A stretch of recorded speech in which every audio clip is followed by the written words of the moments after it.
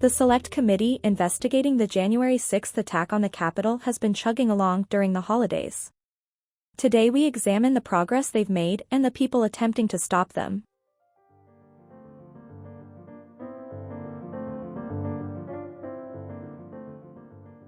Bernard Kerik, the former New York City Police Commissioner, is cooperating with the Select Committee's investigation pursuant to a subpoena issued in November. Kerik was one of the first members of Giuliani's war room convened to plan Trump's strategy to overturn the election. He has reportedly turned over a trove of documents to the committee, including a log of all the material he is claiming as protected. Among these withheld documents is a smoking gun letter from Trump, detailing his plan to seize election equipment in swing states by declaring a false national emergency. The document is titled, Draft Letter from POTUS to Seize Evidence in the Interest of National Security for the 2020 Elections, and was withheld due to claimed attorney confidentiality. Note, this is similar to the current thinking that Trump hoped to incite counter-protesters to clash with his supporters on the 6th, using the violence as a pretense to invoke the Insurrection Act and stay in power. We know, from the committee's investigation, that Chief of Staff Mark Meadows stated in an email on January 5 that the Guard was expected to act to protect pro-Trump demonstrators. One document the committee did obtain from Kerik is a 22-page plan to pressure Republican House and Senate members to vote against certifying the 2020 election results. Talking points include all the hits we saw on Trump's Twitter and Fox News. Dead people voting numerous times, felons and illegals voting, fraudulent ballots, and Dominion machine fraud.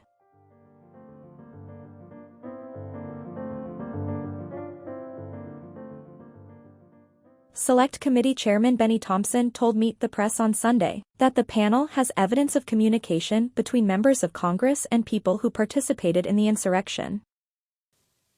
Have you seen any evidence, or do you have any indication that maybe members of Congress assisted any of the rioters on that day?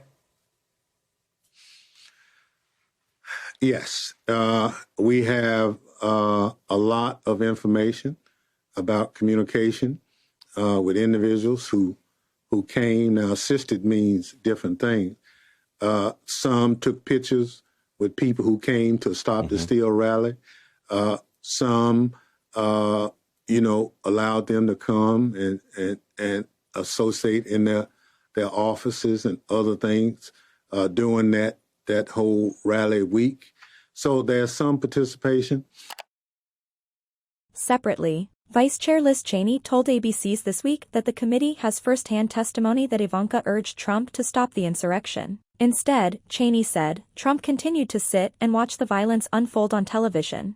That we know now, we are learning much more about what former President Trump was doing while the violent assault was underway. The committee has firsthand testimony now that he was sitting in the dining room next to the Oval Office watching the attack on television. We know as he was sitting there in the dining room next to the Oval Office, members of his staff were pleading with him to go on television to tell people to stop. We know Leader McCarthy was pleading with him to do that. We know members of his family. We know his daughter. We have firsthand testimony that his daughter Ivanka went in at least twice to ask him to please stop this violence.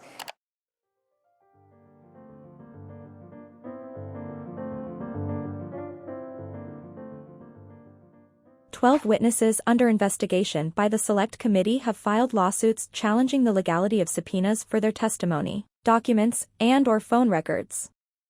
Former Trump Chief of Staff Mark Meadows filed a lawsuit against the Select Committee after a short period of cooperation, during which time he turned over text messages and emails from his private accounts. However, when he learned that the panel issued a subpoena for his phone records from Verizon, Meadows refused to comply with other requests. The Verizon subpoena, issued in early December, seeks subscriber information and cell phone data for Meadows' personal cell phone that he used during his time at the White House. This information includes subscriber names, contact information, and associated IP addresses. Meadows asks the court to rule that the Verizon subpoena violates his First and Fourth Amendment rights. Former Trump National Security Director Michael Flynn sued the committee to prevent it from enforcing a subpoena for his testimony and documents. The complaint asks the court to declare the subpoena unlawful and unenforceable, framing the issue as an attack on his beliefs.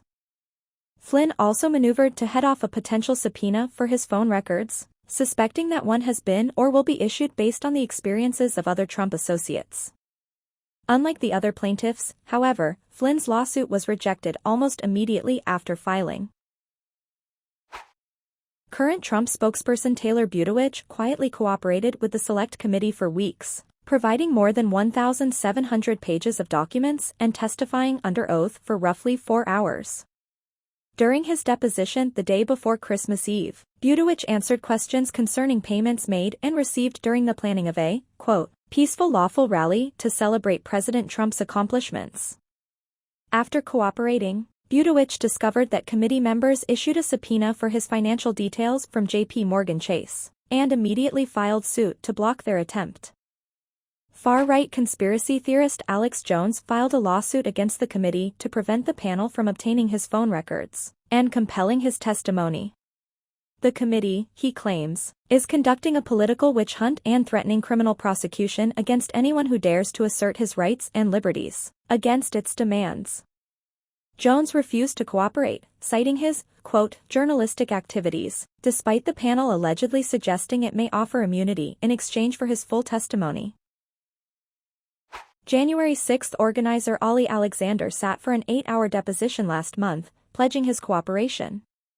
However, when he learned that the panel issued a subpoena for his personal cell phone data, Alexander sued. The complaint argues that the phone subpoena sweeps up privileged communications between Alexander and clergy, and people he spiritually counsels. He further alleges, without any evidence, that the committee will use the phone data to populate a massive database of the personal friends and political associates of everyone who has had any connection with the belief in election integrity or government skepticism. John Eastman, the conservative lawyer who authored an outline for Pence to overturn the election, sued the committee to block them from accessing his phone records. The subpoena issued by the panel seeks 9 categories of information on Eastman's personal cell phone use over a 3-month period. Cleta Mitchell, the lawyer who helped Trump pressure Georgia Secretary of State Brad Raffensperger, also sued the committee to block a subpoena for her private phone records. She argues the subpoena is overly broad and an unwarranted intrusion on her privacy and privileged communications. A group of 4 Stop the Steal organizers filed suit to prevent Verizon from complying with a subpoena for their phone records, saying the subpoena lacks a lawful purpose and seeks to invade the plaintiff's constitutional rights to privacy and to confidential political communications. They have allegedly complied with the investigation otherwise, sitting for lengthy interviews and providing thousands of documents to congressional investigators. Amy Harris, a photographer who covered the January 6 insurrection, filed a lawsuit to block the committee from obtaining her phone records. She was in contact with leaders of the Proud Boys as part of her job and argues that the subpoena endangers her confidential sources. It is not known if the committee knew of her occupation before issuing the subpoena. Thank you for watching. If this video has been at all helpful or informative, please consider supporting me on Patreon.